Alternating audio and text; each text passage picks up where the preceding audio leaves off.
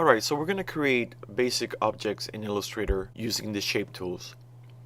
The shape tools are found in your toolbox, and by default the rectangle tool is selected. What I'm going to do is I'm going to click and hold my mouse until I get the window with all the different primitives, and then I'm going to go to the far right to that vertical gray bar with the little triangle, and I'm going to let go of my mouse, and now I have my shapes window. Alright, so we'll start with the rectangle tool, and if I click and drag, I start from the top left, and when I let go, my shape will be finished on the bottom right. Notice that I get anchor points in all the corners, I have a center point in the middle, and I have live corners in the corners. To modify the live corners, move your cursor on top of one of the live corners and you will notice that it turns into a black arrowhead with a 90-degree curve. If I drag it in and out, you'll notice that I can create curves based on my live corners. If I select the direct selection tool, shortcut the letter A, I can select one of the corners and I can do the same thing. Alright. The other thing that I want you to notice is that my object right here has a fill and a stroke. But as you can see right now, the fill is black and the stroke is set up to none. Okay, let's go back and delete this guy. And let's create another rectangle, but this time what I'm going to do, I'm going to hold the shift key down, and you will notice that my rectangle turns into a perfect square.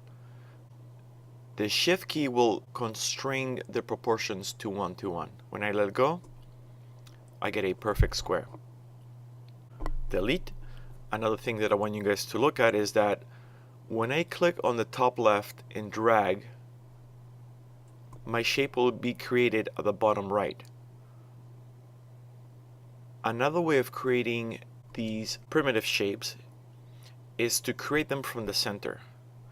If I was to click right here and hold the Alt key and drag, then my shape is created from the center. Again, I can do a rectangle, or if I hold the Shift key, I can create another perfect square. Let me delete these two guys right here, and I will go to the next tool, which is the rounded rectangle tool. Again, I can make a rectangle tool with rounded corners, or I can make a perfect square by holding the Shift key with rounded corners. The next tool is the Ellipse tool. The shortcut is the letter L.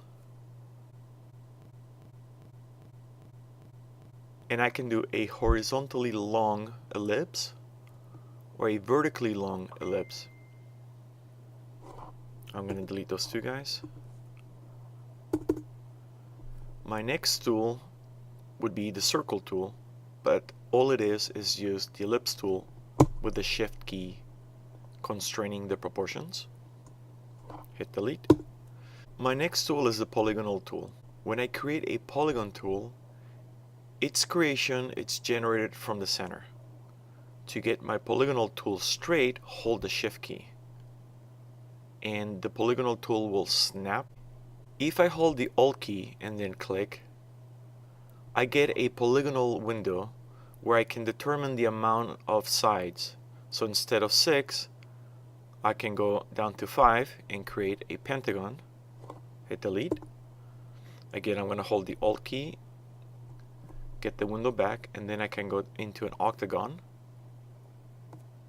And there is my polygonal shape with 8 sides. I'm going to hit delete. The next tool is the star tool. This tool works like the polygonal tool, where I click will be my center, and to get it to be straight, you hold the Shift key.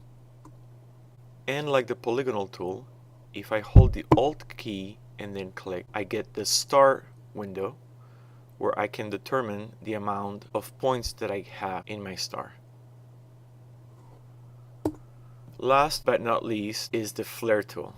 The flare tool has two parts. You click and drag for the first one, and then you click for the second component of the flare. You can click and drag and then let go, and you will have a flare. I'm going to hit delete. For the flare tool, I can double click on the icon and I will get a flare tools options where I can control all the attributes in order to create a flare. And those are the basic shape tools in Illustrator.